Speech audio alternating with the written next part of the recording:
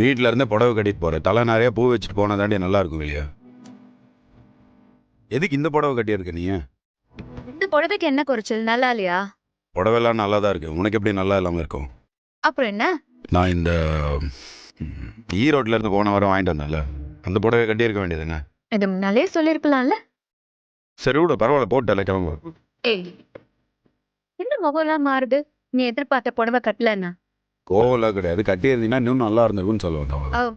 கோயிலுக்கு போயிட்டு வந்துட்டு நைட்டு கட்டிப்பா. வெக்கப்படுறியா? யார்? நானு. வெக்கப்பட வேண்டியது நானு, நீ இல்ல. உங்களுக்கு ஒரு விஷயம் தெரியுமா? ஒரு விஷயமா? என்ன? எந்த வீட்டில் ஒரு சொல்றது கூச்சமாக தான் இருக்குது, ஆனால் சொல்கிறேன் சரியா? எந்த வீட்டில் பொண்ணு தான் புருஷனை அதிகாரம் பண்ணுறாலோ அந்த வீட்டில் சந்தோஷம் சம்மணங்கால் போட்டு உட்காந்துருக்குன்னு சொல்லுவாங்க. அப்படி இன்னும் ஊர்லலாம் பேசிக்கிறாங்க, எனக்கு தெரியல. அப்போ ஏய், நான் உன்னை அதிகாரம் பண்றேன்னு என்ன குத்தி காட்டுறேன். நான் அப்படிலாம் சொல்லியே. அப்புறம் நீங்கெல்லாம் புருஷா மாதிரி இருக்கிறதுனால தானே நாங்களாம் சந்தோஷமா இருக்கிறோம். நீங்க வேற இல்ல. என்ன உன் பேச்சே சரியில்லையே. காலையில இருந்து ஒரு மார்க்கமா தான் இருக்கீங்க. காலையில பாரதி ஆதிய பார்க்க கிளம்பி போனதுல இருந்து மனசு ரொம்ப சந்தோஷமா இருக்கு தெரியும். உனக்கும் அந்த ஃபீல் இருக்கா? எனக்கும் அதே ஃபீல் தான். ஏதோ பாரதிக்கு இப்பதான் கல்யாணம் ஆகி இன்னைக்குதான் புருஷன் வீட்டுக்கு அனுப்பி வச்ச மாதிரி குளுக்குள்ள ஒரு மாதிரி குளுக்குலன்னு இருக்கு. அப்ப பாரதிக்கும் ஆதிக்கு நடுவில் ஏதோ ஒரு நல்ல விஷயம் நடக்கும்னு நினைக்கிறேன். கண்டிப்பா நடக்கும்டா. நடந்தாதான் எல்லாருமே சந்தோஷமா இருக்க முடியும். இல்லைன்னா பாரதிய நினைச்சு அழுதுட்டே தான் இருக்கணும். சரி, இன்னையில இருந்து சந்தோஷமா இருக்க போறோம்னு நினைச்சுக்க. சரி, வச்சு விடு. போடே, நான் வைக்க மாட்டேன். உன்ன என்ன நான் பாமா வைக்க சொல்றேன்? பூ தானே வச்சு விட சொல்றேன், வச்சு விடு. ஓவரா சீன் போடாத, வை.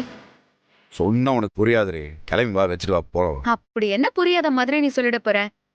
எனக்கு பூ வச்சு விட மாட்டேன்னு சொல்ல போறியா? சும்மா சொல்லு, தெரிஞ்சுக்கலாம். புரிஞ்சுக்கோரேண்டி. காரணத்தை சொல்லு. ஏன் பூ வச்சு விட்டா என்ன? சொன்னா கேளேண்டி.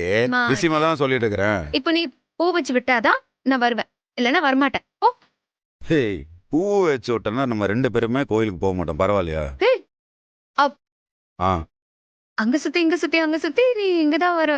ஏய், ஆம்பளைனா சபலப்பட தாண்டி செய்வான். அதுக்கு தாண்டி வேண்டான்ற. நீயே வையி போலாவா? எதுக்கு இப்படி பண்ணிட்டு இருக்க? அதெல்லாம் முடியாது, நீ தான் வச்சு விடணும்.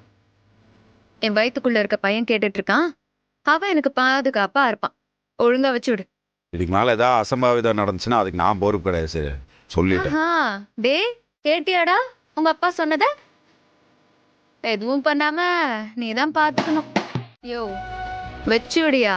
புள்ள கிட்ட பேசிக்கிட்டு டைம் வேஸ்ட் பண்ணிட்டு இருக்க. மனச கல்லாக்கிடா டேய்.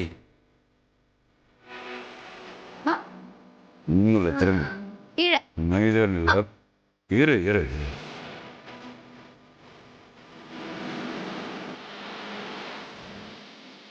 One more.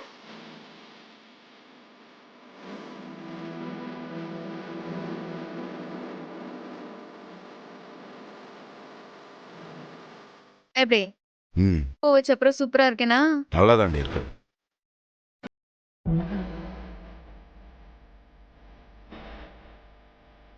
சரி வா, கிளம்புற டைம் ஆச்சு. போ. வேற எங்க போவ?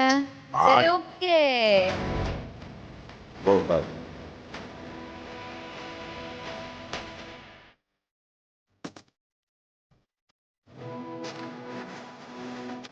அம்மாள் இவ்வளோ ஆசையா அந்த புடவைய கட்டி சொல்லுச்சு. அதை விட்டுட்டு இத கட்டிட்டு போனா நல்லாவா இருக்கும்?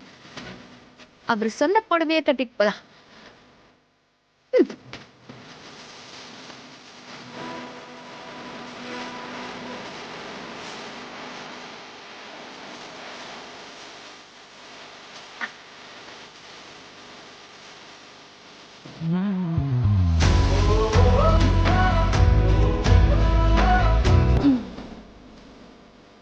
அழகர் பையன் நல்லாவே செலக்ட் பண்றானே, சூப்பரா தான் இருக்கும்.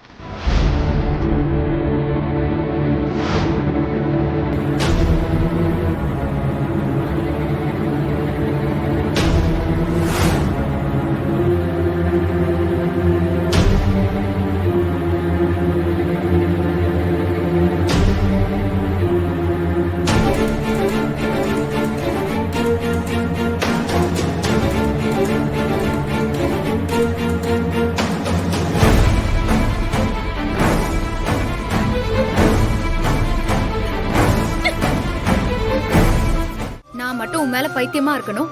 ஆனா நீ எனக்கு பிடிக்கும்னு தெரிஞ்ச விஷயத்த செய்ய விடாம தடுப்ப. அதுவும் உன் சுயநலத்துக்காக. ஏய் சத்தியமா இல்லடே இந்த பிள்ளை. போதும்னு சொல்லிட்டேன். போதும். என் கழுத்துல நீ விருப்பம் இல்லாம தாலி கட்டினப்ப கூட உன்னை பார்க்கும்போது எனக்கு தப்பாவே தோணல. ஆனா இப்போ உன்னை பார்க்கும்போது எனக்கு அருவருப்பா இருக்கு. உன்ன மாதிரி ஒருத்தனுக்கு பொண்டாட்டியா இருக்கிறத நினைச்சாலே என் உடம்புல எண்ணெய ஊத்தி நானே கொளுத்திக்கணும்னு தோணுது. ஏய் ஐயோ அண்ணா, என்ன நீ எதுக்கு பிள்ளை பேசுகிற? என்ன நினைச்சு ஏது நினைச்சுன்னு முதல் கேளுடி. அது கேட்காம சும்மா பேசிட்டே இருக்கிற. இந்த ஆண்டாளு நான் ஏய், முதல்ல என் பேர் சொல்லி கூப்பிடுறத நிறுத்து. நீ என் பேர் சொல்லி கூப்பிடும் போது என் காதுல நெருப்பு கரைச்சு ஊத்துற மாதிரி இருக்கு. உன் வாயில இருந்து என் பேர் வரதே அசிங்கம்னு நினைக்கிறேன். இந்த நிமிஷத்துல இருந்து நீ எனக்கு புருஷனும் இல்ல, நான் உனக்கு பொண்டாட்டியும் இல்ல.